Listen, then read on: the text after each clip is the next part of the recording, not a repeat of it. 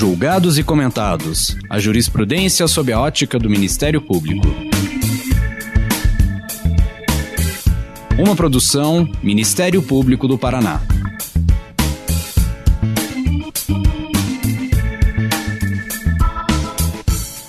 Olá, estamos começando mais um episódio do Julgados e Comentados, nosso podcast para falar dos julgamentos mais relevantes sob a ótica do Ministério Público.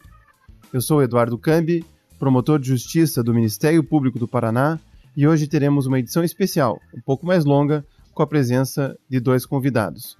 Marco Antônio Delfino de Almeida, procurador da República, e Timothy Aragon Herman, promotor de justiça do Ministério Público do Paraná. Nesse episódio, vamos conversar sobre a decisão da Corte Interamericana de Direitos Humanos, no caso Povo Indígena Chucuru versus Brasil, sobre a propriedade coletiva da terra. Muito obrigado por aceitarem o convite e eu peço, Marco, que comece falando um pouco da sua atuação profissional e da sua trajetória acadêmica. Bom, muito obrigado, Eduardo. Eu agradeço realmente a presença do Timothy. Acho que vai ser uma conversa muito legal, né? Agradeço imensamente essa oportunidade.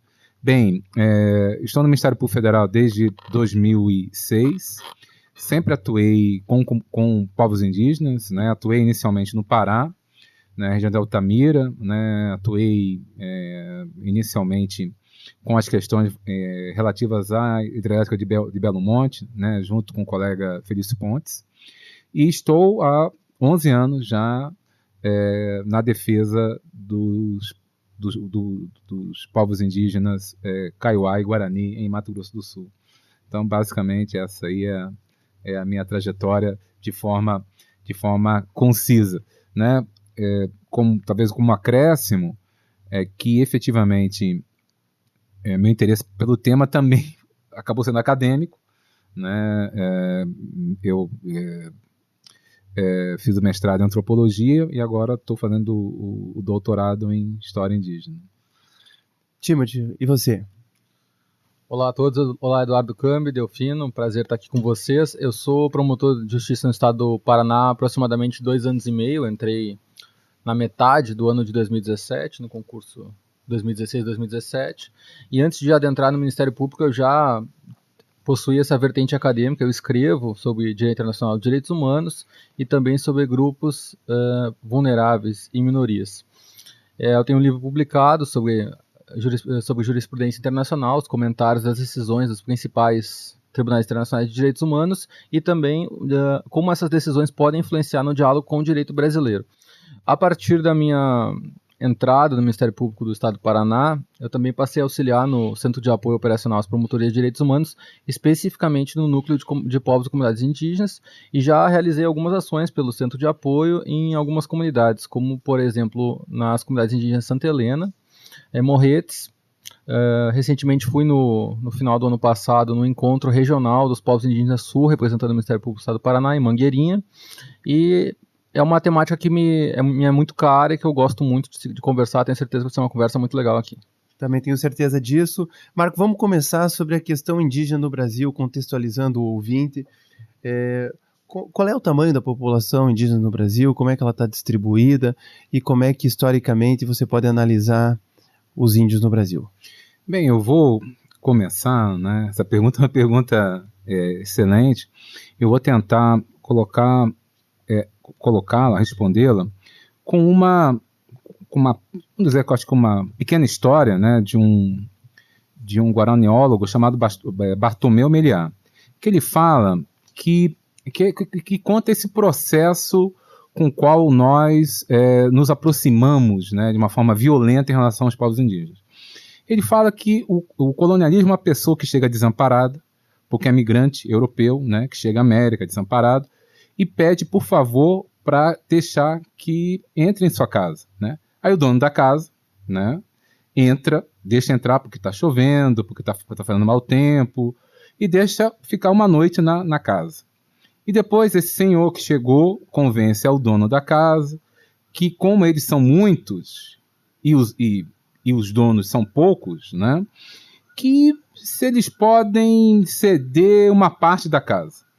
E os donos, né, cedem, né, ficam apenas com uma parte, né? E daqui a pouco saem do quarto, passam para a cozinha, e daqui a pouco passam para o fundo, né? Para uma edícula no fundo da residência.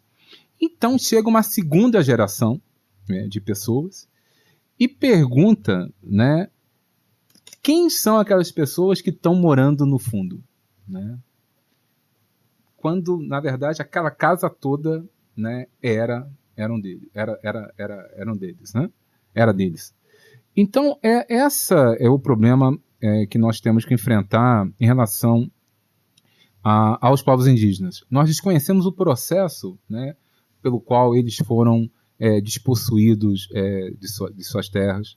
Esse processo é absolutamente violento, né? Como você colocou, nós temos a menor população em termos percentuais das Américas. Nós temos apenas 0,5%. Né? Nós temos, em termos percentuais, menos indígenas que no Uruguai, que na Argentina, que no Chile. Em termos absolutos, nós temos menos indígenas que na Argentina e no Chile. Sendo que esses dois países, né, eles promoveram, né, expressamente guerras, né, contra os povos indígenas com aparelhos militares, né, ou seja, os exércitos desses países foram empregados no final do século XIX em duas campanhas, né, famosas, né, Conquista do Deserto na Argentina e Pacificação da Araucánia no Chile. E apesar de tudo isso, nós somos mais eficientes do que esses povos. Exatamente. Na matança do povo indígena. Exatamente. Nós fomos mais eficientes. Então, é isso que é importante colocar, né? Que, fundamentalmente, qual o preço de uma vida humana? Né? Qual o preço que tem que se pagar para essas pessoas que são sobreviventes, né? Sobreviventes desse massacre que foi empreendido sistematicamente ao longo dos últimos 500 anos. Qual que é o preço? Né? Definitivamente, o reconhecimento territorial é algo muito pequeno. Né? O que se demanda não é apenas terra, mas também dignidade, que essas pessoas tenham políticas públicas adequadas na área de educação, de saúde, né, de segurança. Né? Então, o Estado brasileiro, infelizmente, diferentemente de outros países, né, os Estados Unidos são sempre dados como exemplo negativo, né? Mas a gente pode dar pelo menos 2 exemplos, em que, um recente, no governo Obama, em que uma indenização na casa aí de bilhões de dólares foram concedidos aos povos indígenas por má gestão do patrimônio indígena. Então, os países civilizados, efetivamente, né, eles já há muito tempo promoveram comissões da verdade, comissões de reparação, né, Austrália, Canadá, Estados Unidos, e o Brasil, mesmo com esse passado genocida, ainda não o fez. Agora, Timothy, o que é esse caso e por que ele foi parar lá na Corte Interamericana de Direitos Humanos? Então, Cambi, a Corte Interamericana de Direitos Humanos é um tribunal internacional do nosso continente, dos Estados americanos. O Brasil aderiu à sua jurisdição, portanto pode ser processado, e porém antes que um caso chegue à Corte Interamericana de Direitos Humanos, ele passa por uma espécie de filtro ou processo perante a Comissão Interamericana de Direitos Humanos, na qual o Brasil foi condenado. É importante ressaltar, primeiramente, que não foi a primeira vez que o Brasil foi demandado no Sistema Interamericano de Direitos Humanos. O Brasil já havia sido demandado ao menos 2 vezes. Uma, em razão do caso Belo Monte, onde houve uma medida cautelar da Comissão Interamericana de Direitos Humanos para que o Brasil suspendesse a realização da usina hidrelétrica e das questões econômicas que lá estavam envolvidas, por conta das comunidades ribeirinhas indígenas que estavam ali na bacia do Rio Xingu. E também, no caso, de forma mais antiga, no caso dos índios Yanomamis, também o Brasil havia sido processado na Comissão Interamericana de Direitos Humanos. E é importante lembrar ao ouvinte que só se chega ao Sistema Interamericano de Direitos Humanos depois de esgotar todas as instâncias nacionais, é isso? Exatamente. Um dos requisitos de admissibilidade de um caso perante o Sistema Interamericano de Direitos Humanos é que o Estado tenha esgotado seus recursos internos e que a parte tenha esgotado seus recursos internos, que o Estado tenha falhado na proteção de direitos humanos. Ou seja, esse povo indígena tentou a demarcação de terra no Brasil, não foi possível, e daí esse caso foi levado finalmente à Comissão Interamericana e depois à Corte Interamericana de Direitos Humanos. Exatamente, e isso resultou a primeira condenação do Brasil na Corte Interamericana de Direitos Humanos por violação de direitos de povos indígenas, em que pese o Brasil já havia sido processado perante a comissão, e eu vejo como uma decisão paradigmática em favor dos povos indígenas, uma vez que o Brasil foi responsabilizado internacionalmente, e isso causa, inclusive, uma mobilização da vergonha do Estado brasileiro perante todos os outros estados do continente americano e também da comunidade internacional. Delfino, você que é um estudioso, um historiador, antropólogo, existe no senso comum a ideia de que existe muita terra no Brasil para pouco índio. Isso é verdade? Eu sempre costumo fazer essa comparação com uma casa, né? Imagina a seguinte situação, uma pessoa, isso é muito comum, essas casas aí de 4 mil metros quadrados, uma pessoa tem uma casa de 4 mil metros quadrados. Eu não tenho o direito, né, de chegar e dizer, não, mas nessa casa de 4 mil metros quadrados, eu podia ter 50 casas populares, né? Então, você vai ocupar apenas 100 metros, enquanto os outros 3.900 a gente vai destinar para a construção das 50 casas populares. O uso, né, que o proprietário faz da sua área, né, é algo inerente a ele, né? Efetivamente, quando nós falamos essa questão, é importante diferenciar dois aspectos, né, muito importantes. Esse, primeiro, de que o que nós estamos falando são de territórios que eram ocupados pelos povos indígenas, né? Efetivamente, é algo, quando eu falo em um processo de identificação, eu estou colocando aquele ditado romano, né? Dar a cada um o que é seu. Estou dando para o povo indígena o que lhe pertence. Né? Efetivamente, eu não estou dando integralmente, ainda estou dando de forma parcial. Agora, essa questão ela tem ainda uma outra face. Essa frase é absolutamente, digamos, compatível, né, com a realidade amazônica, né? Ou seja, na realidade amazônica nós podemos, de alguma forma, dizer, né, que você tem grandes extensões de terra, mas mesmo assim elas têm um papel absolutamente relevante do ponto de vista ambiental. Agora, quando nós nos movemos para o sul, né, esse quadro absolutamente não corresponde à realidade. Por exemplo, no caso do Mato Grosso do Sul, 0,3% do território sul-mato-grossense é ocupado por terras indígenas. Então, efetivamente, essa é uma falácia, é uma dupla falácia, né? Uma falácia, porque efetivamente nós estamos falando de territórios que pertencem aos povos indígenas e consequentemente, eles podem fazer o uso que entenderem mais adequado do ponto de vista jurídico. E quando nós nos movemos para o sul do país, essa frase absolutamente não tem nenhuma religação com a realidade. Timothy, a Corte Interamericana de Direitos Humanos, quando reconheceu o direito dos povos chucurus, ele levou em consideração um outro conceito de direito de propriedade ao interpretar o artigo 21 da Convenção Americana, sinalizando aquilo que parece ser a teoria do indigenato. O que é isso? Explica para nós. Então, a Convenção Americana de Direitos Humanos, no artigo 21, prevê o conceito de propriedade. A partir desse conceito de propriedade, que em um primeiro momento seria um conceito normal de propriedade da sociedade envolvente não indígena, a Corte interpretou à luz dos direitos dos povos indígenas e a partir da aplicação do princípio da interpretação evolutiva dos Tratados Internacionais de Direitos Humanos, para reconhecer que o direito de propriedade para a Corte, que para o Brasil seria o direito de posse sui generis às terras indígenas, uma vez que no Brasil as terras indígenas são bens da União, segundo a Constituição, ela seria uma propriedade imemorial, um direito imemorial, e retrataria a partir daí a famosa teoria do indigenato, que já havia sido lá nos primórdios, o conceito cunhado por João Mendes, e que propõe que o direito à posse / propriedade das terras indígenas pelos povos indígenas seria um direito congênito e imemorial.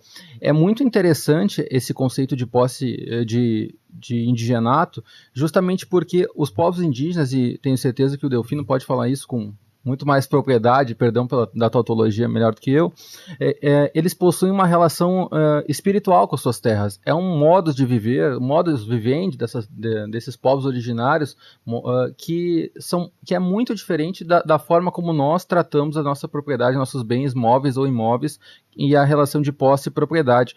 Então a Corte ela reconheceu, interpretando o artigo 21 da Convenção Americana de Direitos Humanos, que os povos indígenas eles têm um direito congênito à terra, ou seja, a partir da questão de ancestralidade desses povos para com as suas famílias e também para com as suas terras.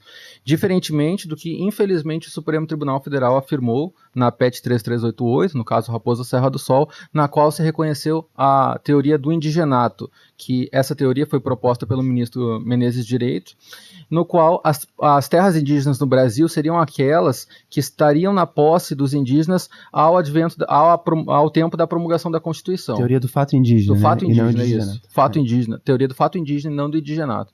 Ou seja, as terras indígenas seriam aquelas na posse dos indígenas no dia 5 de outubro de 1988, dia da promulgação da Constituição. Fazendo uma reflexão filosófica, quem fala muito bem disso é o professor Edilson Vitorelli, também do Ministério Público Federal. Ele fala jocosamente que para os povos indígenas e apenas no tocante ao direito dos povos indígenas seria melhor que a Constituição de 88 jamais houvesse existido, porque antes da Constituição de 88 vigorava desde as outras constituições, da Constituição de 1824 até o advento da Constituição de 88, a teoria do indigenato, que era a teoria mais benéfica à proteção da propriedade de posse indígena. Mas, Marco, essa teoria do indigenato não choca com o direito civil clássico que a gente aprende na faculdade, que para você ter o direito à propriedade você tem que ter um título. E como é que fica essa discussão dentro das causas em que você lida e na proteção do direito dos índios? Bem, eu vou... Essa é uma excelente pergunta, e eu vou, para responder, eu vou fazer um complemento, simplesmente o Timothy, em relação a essa questão colocada no marco temporal, né? O marco temporal, a meu ver, é uma comprovação muito clara de uma relação, e isso que é importante que nós, enquanto operadores de direito, entendamos, né? Como que nós podemos ter, dependendo do agente destinatário do direito, né? Tratamentos diferentes. É aquela famosa, né, que o ministro do Supremo sempre fala, que eu não julgo conforme a capa do processo. Mas eu vou mostrar aqui que me parece que há julgamentos conforme a capa. Recentemente, não tão recentemente, mas já é uma jurisprudência já de algum tempo, que reconheceu a imprescritibilidade de reparação de violações de direitos humanos, né? O leading case, se eu me recordo, pode ser que eu tenha equivocado, mas eu me recordo desse caso ainda no STJ com o ministro Luiz Fux, de pessoas que foram torturadas e demandaram uma reparação. E a ideia foi, não, está prescrito, a tortura foi feita no final final da década de 60, né, 5 anos, para demandar em face do Estado, que tanto o STJ quanto o STF reconheceu. Né? Se há uma violação, né, de direitos humanos, ou seja, a partir do momento que há o cometimento de um crime contra a humanidade, há uma imprescritibilidade da reparação.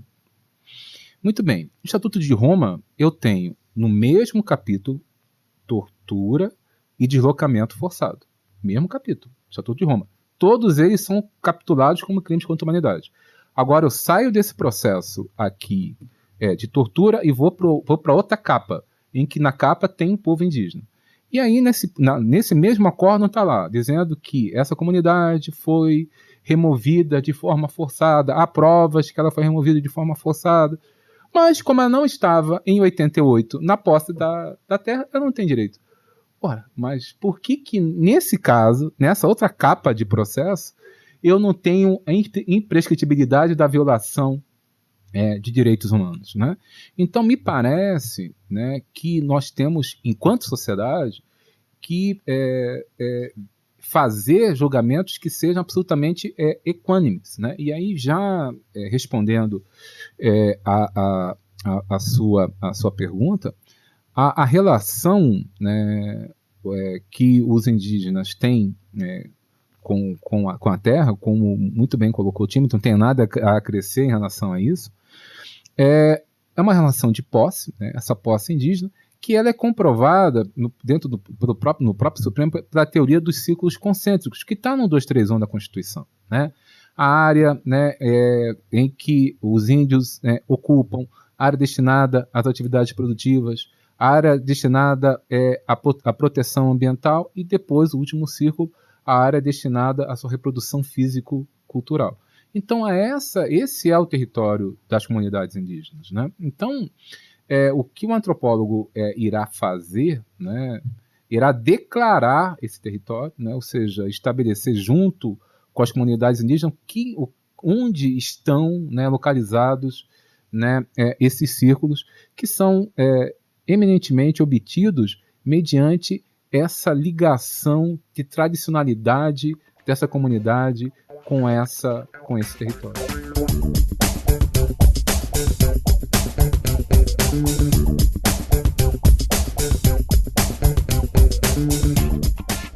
Timothy, essa relação entre o índio e a sociedade ainda vigora o paradigma do integracionismo? Essa é uma ótima questão, Cambi. O paradigma do integracionismo ele ainda está previsto formalmente lá no Estatuto do Índio, onde há uma disposição que fala que a finalidade do Estatuto do Índio é justamente integrar o índio à sociedade envolvente, à sociedade majoritária, que seríamos nós, os não indígenas.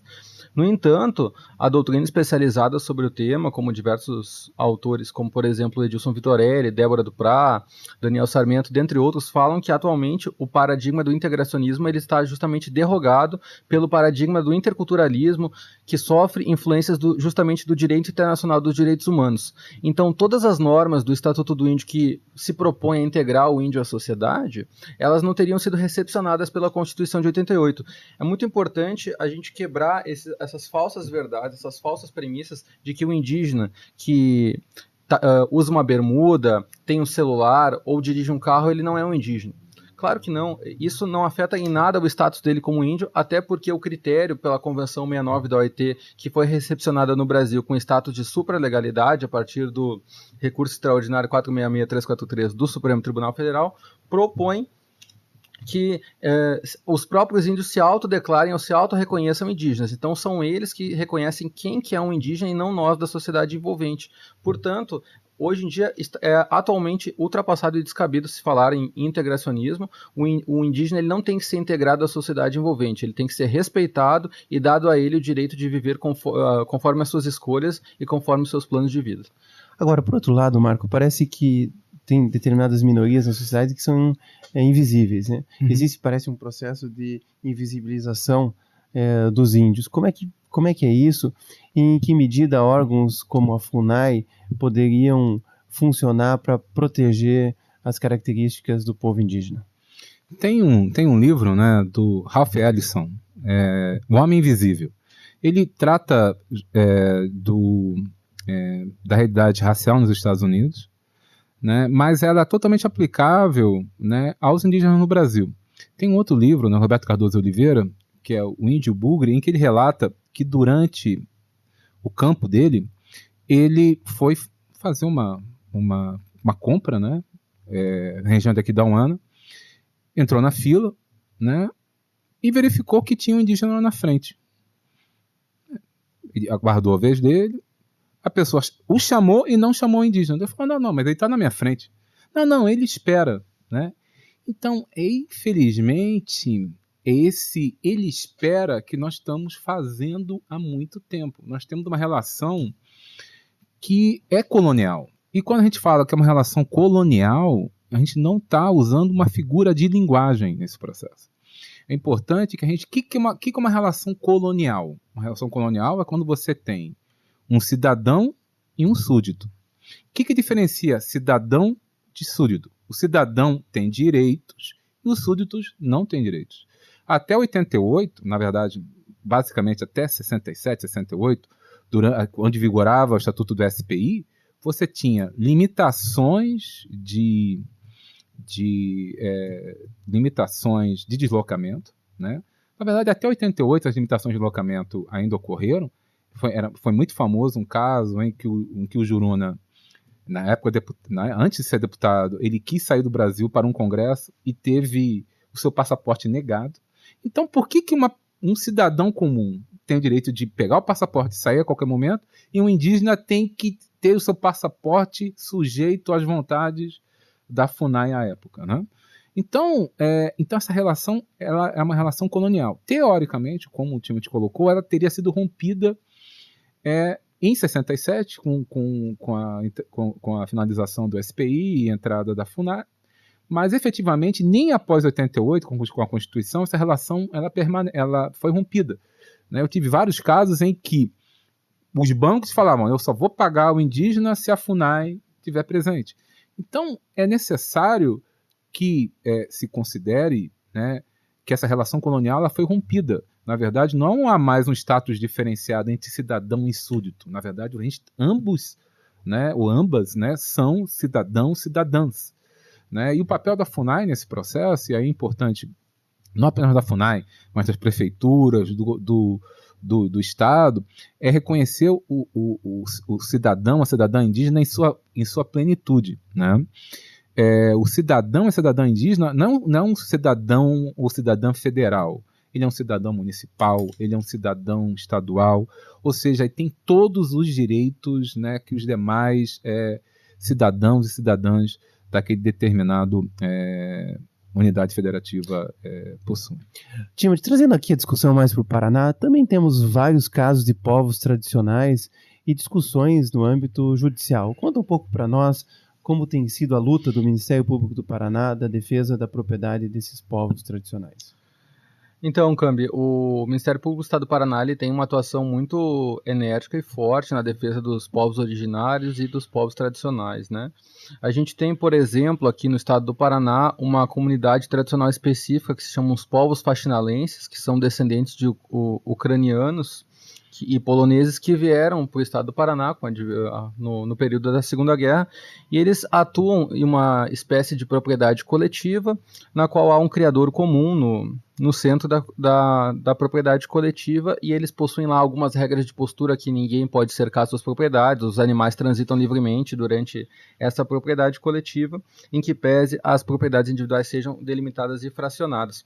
O Ministério Público do Paraná, por exemplo, tem atuado muito forte na defesa dos povos faxinalenses. Cito um caso, inclusive, que eu atuei, que foi um caso envolvendo a comarca de São Mateus do Sul, em que havia sido dada uma sentença contra esses povos faxinalenses, no sentido de que determinado indivíduo adquiriu um pedaço de terra no meio dessa propriedade coletiva e ele passou a cercar toda a propriedade, inviabilizando a própria existência daquela comunidade faxinalense. O caso chegou até o Tribunal de Justiça do Estado do Paraná e com alguns argumentos, dentre eles o direito à consulta, que depois até seria importante a gente falar um pouquinho sobre esse direito, que é muito importante, e a necessidade de oitiva desses povos faxinalenses no processo. Foi anulada a sentença na íntegra e retorno aos autos à instância de primeiro grau, justamente para que os povos faxinalenses sejam integrados à lide e sejam ouvidos, sejam consultados sobre questões e políticas públicas atinentes a eles.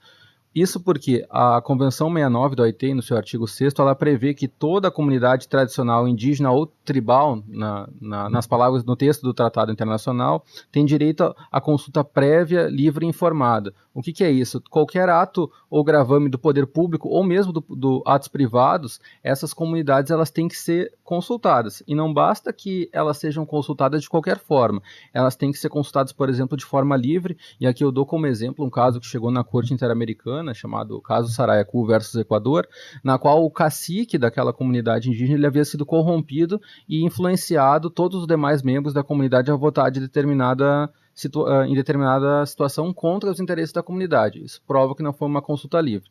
A consulta tem que ser prévia, ou seja, antes do ato que causaria, que está visando causar um gravame à comunidade indígena, seja esse ato público ou privado, e tem que ser informada, ou como a doutrina fala, culturalmente situada. Não adianta você fazer uma consulta em 30 segundos, eles assinarem um formulário e acabou. Eles têm que ser previamente informados, culturalmente situados, ou seja, alguém explique para eles o que está acontecendo, quais são as vantagens e desvantagens de um determinado empreendimento econômico, por exemplo. E esse é um direito que o Ministério Público do Estado do Paraná tem atuado com muito afinco no seu respaldo, no seu resguardo, na sua proteção, como, por exemplo, no litoral, onde o CAOP tem feito um trabalho muito interessante desenvolvendo um protocolo de consulta livre para a questão dos pescadores artesanais.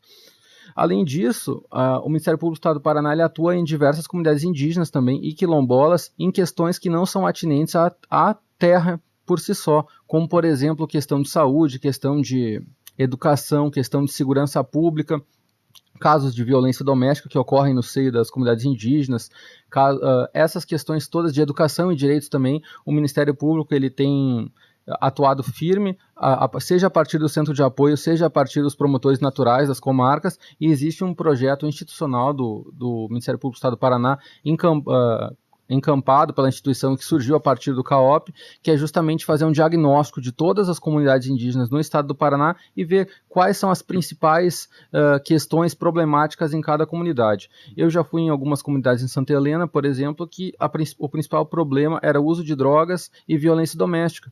E com uma simples conversa, uma simples educação em direitos, eles perceberem que o membro do Ministério Público está lá e que se importa com eles, a questão foi praticamente erradicada da comunidade. Então o Paraná tem um liquidificador cultural, para usar uma expressão do professor Daniel Sarmento, onde existem diversas comunidades quilombolas. Recentemente foi reconhecido ali perto de Guarapuava a comunidade Paiol de Telha como a primeira comunidade quilombola reconhecida no estado do Paraná, além dos povos faxinalenses aqui no litoral, pescadores artesanais, e os povos indígenas, que são muitos, região de Guaíra, região de Santa Helena, até, inclusive, aqui em Curitiba, existe uma comunidade indígena urbana. E isso é muito interessante, Cami, porque nós temos, quando imaginamos uma comunidade indígena, sempre achamos que elas estão apenas situadas no âmbito rural. E isso também é uma falsa lenda, uma falsa premissa. Aqui em Curitiba nós temos a comunidade indígena Cacané-Porã, que é justamente uma comunidade indígena urbana situada no perímetro urbano de Curitiba. Marco, aqui no Paraná ainda, às vezes na defesa da propriedade indígena, nós enfrentamos a questão do adversário, do autor da ação, dizer que tem um título de propriedade. Sim. Recentemente o CNJ baixou o provimento 70. Sim. O que é esse provimento do Conselho Nacional de Justiça e em que medida ele pode ajudar na defesa dos povos indígenas? Bem, o provimento 70, ele é um provimento direcionado para as terras indígenas já regularizadas. Na verdade, ela tem uma dupla finalidade. Ela visa proteger terceiros, né? Ou seja, ela, a partir do momento em que há um processo de identificação de terras indígenas, o decreto 1775/96 estabelece as fases do processo de demarcação de terras indígenas. Então, começa com uma portaria de identificação e de limitação do território. Em tese, a partir desse momento, já aparece sobre aquela área uma possível, né, demanda jurídica. Então é fundamental que desde esse momento já haja a averbação à margem da matrícula da existência do processo de identificação e limitação, do processo de demarcação da terra indígena. Para quê? Para evitar que haja uma futura comercialização dessa área. Eu me recordo de um caso em Mato Grosso do Sul em que o proprietário recebeu a visita do antropólogo, né, o antropólogo comunicou que aquela área dele constaria, né, de um processo de identificação, que, né, constaria dentro do território indígena. Essa pessoa, de forma, posso dizer, de má fé, né, efetuou a venda dessa área para o Banco do Brasil, e o Banco do Brasil, por si, né, comercializou para pequenos produtores rurais. E aí, justamente quando esses pequenos produtores rurais ocuparam a área, né, que houve a deflagração do processo de demarcação. Então, efetivamente, nós temos, com esse provimento, um direito absoluto de propriedade. Não representa isso. Não é. Isso é importante colocar que, em momento algum, o título, né, isso é importante colocar, primeiro, né, são vários aspectos. Primeiro, esse título que o produtor rural possui, ele, como o senhor colocou brilhantemente, ele não é de presunção absoluta. Para que ele seja um título válido, tem que se comprovar que ele foi destacado de forma válida do patrimônio público. Então tem que voltar até esse momento em que houve esse destaque. Segundo, uma vez identificado o território indígena, esse título necessariamente é um título nulo. Por quê? Porque é importante se colocar que eu declaro a terra indígena, porque a terra indígena é algo que precede o processo de ocupação, né? Então, o processo de titulação. Então, necessariamente, toda a terra indígena era subjacente ao título, e não um título que teoricamente subjacente à terra indígena. É importante a gente ter essa ideia de processo. Então, fundamentalmente, é importante ter esses pontos. Um outro aspecto, né, já dialogando com a questão dos povos tradicionais e também para os povos indígenas, é também o direito, né, ao idioma, né? Eu me recordo de um caso famoso dos pomeranos de Santa Catarina, dos pomeranos do Espírito Santo, isso no final da década de 70, em que um pomerano ele foi preso porque ele foi intimado como testemunha, né, em um processo penal. E como não sabia falar português, foi preso pelo juiz à época, né? Então é importante colocar, e eu estava até aqui me recordando do caso, né, Lopes Alvarez, que é um caso justamente que a pessoa tem direito de se expressar na sua própria linguagem. O direito de se... então isso acaba trazendo um outro direito, especialmente relevante no processo penal, que é o direito dos indígenas, das indígenas, de se expressarem na própria língua nos procedimentos judiciais e administrativos, né?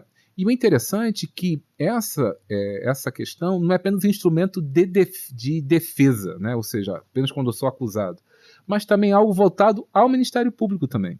Eu sempre costumo comparar com Sagarana, né, do Guimarães Rosa.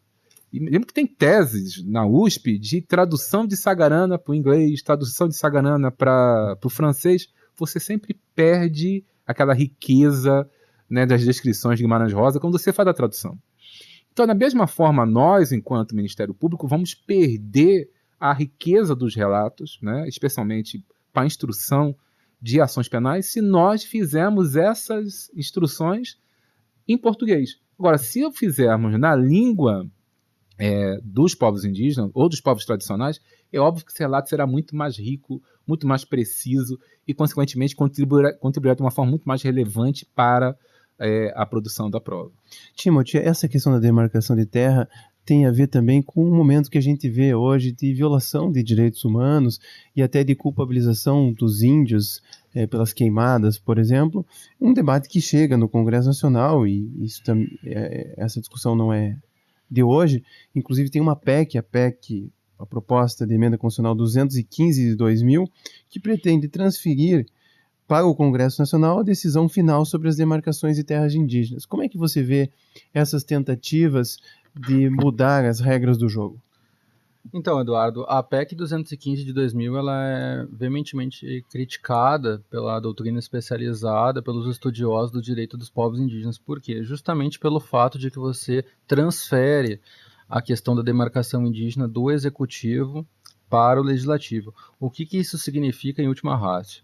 Significa que você está transferindo de um órgão que, a partir da FUNAI, possui, ao menos em tese, né? Eu sei que o momento não é propício para isso, a questão de realizar a demarcação para um Congresso Nacional onde há um parlamento majoritariamente contra o direito dos povos indígenas e que efetivamente vai ser se efetivamente essa PEC for implementada, uma previsão normativa para inglês ver, porque os povos indígenas já há um bom tempo eles não possuem seus direitos resguardados pelo parlamento brasileiro, justamente questão da bancada ruralista e de outras bancadas que defendem, em detrimento dos povos indígenas, interesses econômicos. E fazendo um gancho com o que o Delfino falou sobre o direito à identidade cultural e linguística dos povos indígenas, só para eu não esquecer disso, a Corte Interamericana de Direitos Humanos ela já possui jurisprudência consolidada no sentido de que as sentenças que condenam determinados estados em massacres envolvendo comunidades indígenas, elas são traduzidas para o idioma da própria comunidade indígena para que aquela comunidade tenha ciência do que foi decidido na Corte Interamericana de Direitos Humanos em seu favor e em desfavor do estado que permitiu aquelas violações. Então isso é muito interessante, porque além das reparações de não repetição, de indenização monetária, a Corte tem determinado que o estado violador de direitos humanos, ele traduz a sentença para o dialeto indígena, para a língua indígena. Voltando para a PEC, para finalizar esse ponto, a PEC, então, por essa questão, ela viola a Convenção 69 da OIT e também a Convenção Americana de Direitos Humanos, porque você amesquinha os direitos indígenas, a proteção já conquistada pelos povos indígenas, e aí dá para se fazer um paralelo com o princípio da vedação do retrocesso social, da vedação que hoje o Supremo reconhece, inclusive, a vedação do retrocesso na sua vertente civil e ecológica, uma vez que os povos indígenas não podem sequer defender o direito que lá está previsto, já que ao passo que a demarcação, se ela efetivamente for para o Congresso Nacional, hoje em dia nós temos uma deputada federal indígena e um parlamento, como já disse, composto por interesses que majoritariamente não se coadunam com os interesses dos povos indígenas. Então isso asfixia uma minoria em detrimento dos interesses da maioria, e se sabe que o parlamento é um local que deveria, e ao menos na teoria existe, é um local que se deve dar voz para as minorias também. Então é uma medida que eu vejo com muito pesar, e eu espero que essa PEC ela não passe, não seja efetivada. Marco, a minha última pergunta é a seguinte: no momento de grandes convulsões sociais por toda a América Latina, qual é o papel do Ministério Público na defesa dos direitos humanos? É uma pergunta que daria um outro podcast, né? Mas eu creio que o principal fator é essa que nós chamamos de responsabilidade de proteger, né? Que é fundamental que nós, nesse momento, estejamos especialmente atentos a esses fatores de risco de cometimento de crimes de atrocidades, né? A ONU, na verdade, o Escritório de Prevenção de Genocídio estabeleceu uma série de fatores, né, que devem ser monitorados como alertas, né, para situações de convulsão social, situações de cometimentos de crimes de atrocidade. Esses fatores, a presença desses fatores não acarreta o cometimento de crimes de atrocidade. Mas toda vez que os crimes de atrocidades foram cometidos, esses fatores de risco estavam presentes. Então, nós podemos exemplificar, para ser breve aqui, o discurso de ódio, né? O discurso de ódio é um desses fatores de risco. Então, eu vejo claramente que é um dos papéis, uma das funções que nós temos é combater, né, esse discurso de ódio, que, né, o discurso racista, o discurso sexista, o discurso homofóbico, transfóbico, porque efetivamente esse discurso pode levar a um estado, né, a cometimento de crimes de atrocidades. Então, esse monitoramento desses alertas, especialmente em momentos de tensão, momentos como nós temos no momento atual, é fundamental. E o Ministério Público ele não pode se furtar a esse papel de defensor dos direitos humanos, de defensor da sociedade. Timothy, eu quero agradecer a tua presença aqui no podcast especial. Muito obrigado por ter vindo. Eduardo, é sempre um prazer estar aqui conversando contigo, com o Delfino, sobre um tema que me é muito caro, que é o direito dos povos indígenas, e o Ministério Público do Estado do Paraná vai estar sempre vigilante, principalmente nesse momento, e será com certeza um espaço de fala dos povos indígenas e também de proteção dos direitos desse grupo vulnerável que então tem sido violado ou ameaçado de receber violações no atual momento do Brasil. Obrigado. Também quero agradecer, Marco, pela sua presença aqui. Muito obrigado por tudo que nos trouxe aqui, a experiência do Ministério Público Federal. Não, eu que agradeço imensamente, aprendi muito nesse podcast, né? Agradeço imensamente, Eduardo, ao Timothy. Então, espero repetir, né, essa experiência, né? Gostei muito. Né? E, como o Timothy falou, nós, enquanto Ministério Público Federal, nós igualmente permanecemos vigilantes. Né? É importante que nós não nos esqueçamos desse papel fundamental do Ministério Público de defesa dos grupos, né, mais vulneráveis da sociedade. Quero também agradecer a sua audiência e pedir que você não esqueça de curtir ou se inscrever em nossas redes sociais e assinar nosso podcast no aplicativo de sua preferência. Você também pode participar da elaboração dos julgados e comentados. Quer sugerir um tema? Mandar dúvidas ou sugestões? Envie para a gente pelo e-mail julgadosecomentado@mppr.mp.br ou pelas nossas redes sociais. Muito obrigado e até a próxima.